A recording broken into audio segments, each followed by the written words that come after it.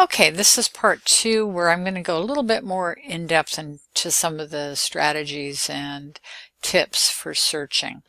I kind of rushed through the last part of the covering the research guide, so let me just spend a little bit more time on that as well. I wanted to show you on the Getting Full Text page that, as you'll discover when we go into the databases, most of the time the full text will be available through the library database, either by a PDF or by a article link or a check availability link within the database. So just use those, click on those to open up the full text.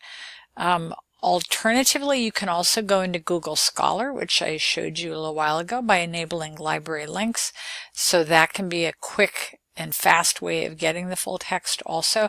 Additionally, sometimes the full text will not be available through the library or through the databases, but sometimes authors will archive the full text on their institution's website. You can find that through Google Scholar. Not always, but sometimes. You can also, if you have a DOI, a digital object identifier, for an article, you can use the citation linker to find the article and pull it up. This is handy if you have like someone's reference list and they have a citation. Just plug in the DOI here and it should come up. It also will accept PubMed IDs, which you can get from PubMed, so that's helpful. And then finally, if none of these avenues are open to get the article, use Interlibrary Loan. And Interlibrary Loan is linked within the databases and with Google Scholar through our link resolver. So if you do the get full text at BU or check availability at BU in Scholar, or in using the article linker or check availability link in the database, if we don't have it, you will have an option to request through Interlibrary Loan. And there's more information on this page about Interlibrary Loan here too. The writing or citing page, I did want to point out, of course, this is mostly going to cover, have APA documentation information. So a couple of favorites that I always point students to, that would be the Purdue OWL. I also like research and documentation. This was taken down about a year ago by the publisher who is monetizing the content. However, you can still access it through the Internet Archive. So I do like this site simply because it gives you a drop down of examples of a lot of different types of sources that that you can use, and it's especially good for looking for websites too. That can always be kind of tricky for citing. I also really like the APA style blog. This can be handy when you have a weird question or one that you maybe can't find the answer to in your APA guide. And, you know, you can look up something like, you know, DOI, how do I cite it? And it will tell you how to use the new DOI in APA style. And you'll see here it gives examples of how to cite in using the DOI. So I like that website a lot. Additionally, two other things to note over here on the right. I have a couple of literature matrices posted, and these are just charts basically that you can print out or save or upload to Google Docs to help you when you're reading your research for your articles. It's just a great way of being able to keep track and make notes all on one sheet, so you can sort of see at a glance the different studies that you have and how they apply to your research question. The other matrix is basically helps you more with the comparing and contrasting the information you find in different sources. So just check those out later on. And then finally, we do have a number of reference management systems here at BU. The first two we actually pay for, RefWorks and EndNote Online, and the other two are free that we have listed here, Zotero and Mendeley. I'm going to just show you RefWorks. We do have one of two versions, either the legacy or the new RefWorks. I'm going to show you the legacy simply because it's where I have the most of my information. And however, I am encouraging students to use the other one because I find that it's actually a little bit more user-friendly. But all of this stuff on privacy here. So basically, it's just a place where you can store all of your citations. And you see I have in my account over 600. And you organize them in folders. And then when it comes time, let me pick one that has something in here. Do that one. You can actually create a bibliography, and this is how most of these sorts of sources work.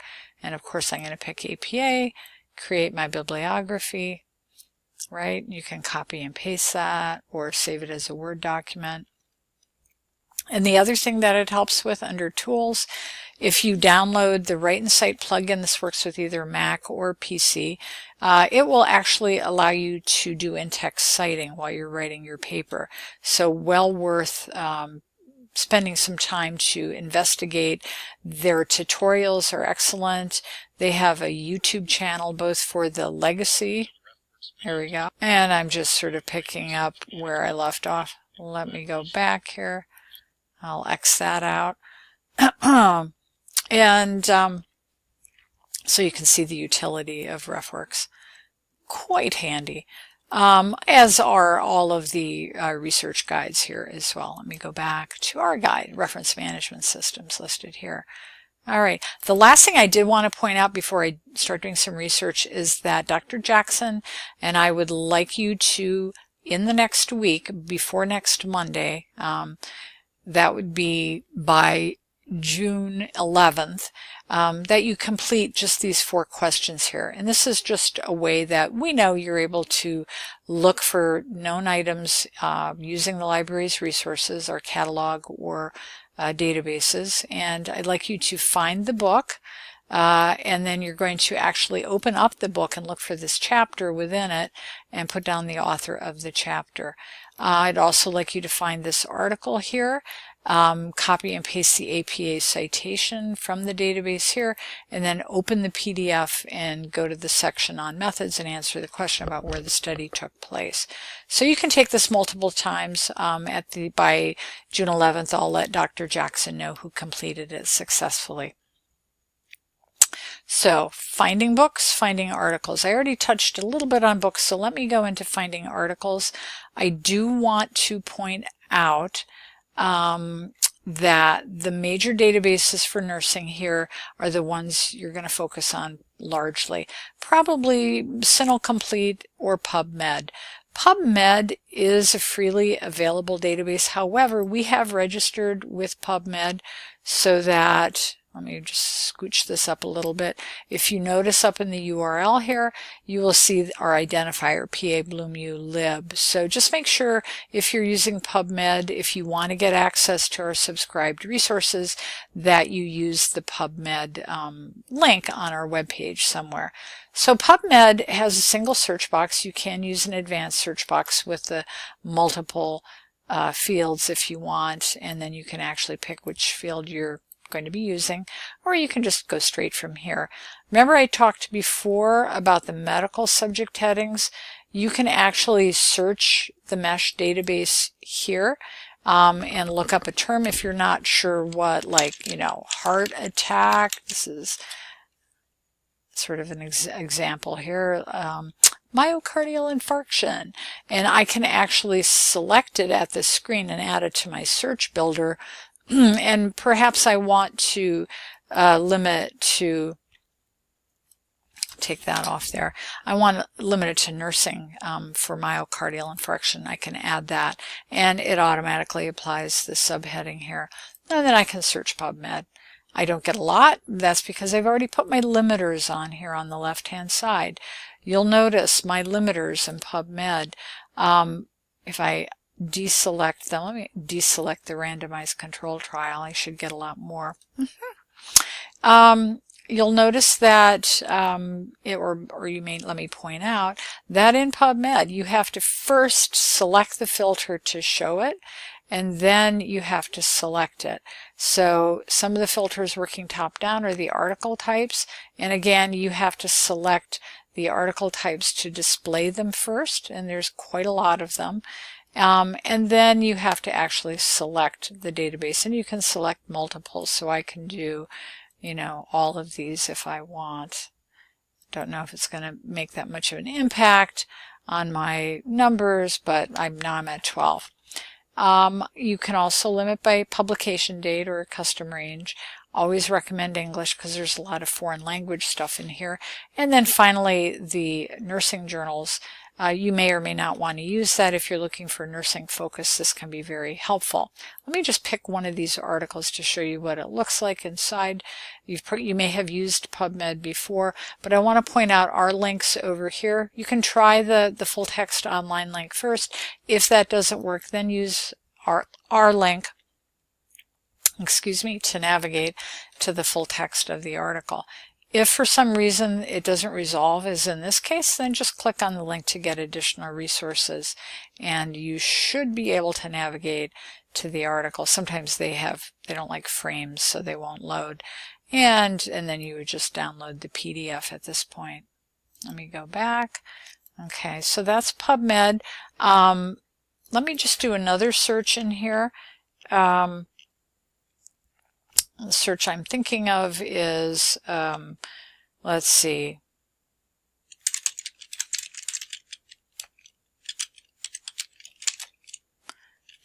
nursing home and elderly and dementia. Notice how I'm using my AND operator here. PubMed does kind of prefer that, so I'm putting it between my terms. Now, what is cool about PubMed is that over here under search details, you'll see that it automatically maps your terms to the proper medical subject heading. So it kind of does that automatically. You'll see here, for elderly, the actual mesh term is not searching for elderly as a keyword here, but it also is mapping the term to aged as a mesh term. All right, so that's kind of cool. So it's a very powerful database. The one thing that you'll want to take advantage of, I'm just backing out to the library's webpage here again, is over here off to the right. There's some video tutorials. Check out the PubMed for nurses. This is developed by the National Library of Medicine, and this is very helpful. It's going to show you how to do a simple search, how to do filters, and it actually gives you a little interactive exercise. So by all means, take advantage of the PubMed for nurses.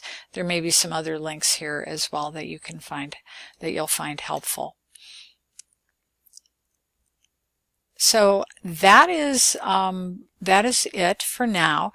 I don't want to overload you with too much information. If you have any questions, you know how to contact me. As I may have mentioned, I'm going to be off for 2 weeks this summer for the summer session, not consecutively. So if you want to find out when I'm here, if I'm available, just go to the Andrus Library webpage, go to Librarian Experts, and you can see the schedule here. So like for instance, last week I was not here. I am here this week, and I will be here next week as well. So contact me if you would through email, and good luck as you begin your program. You're on an exciting adventure, and I wish you well, and I look forward to meeting you. Thanks.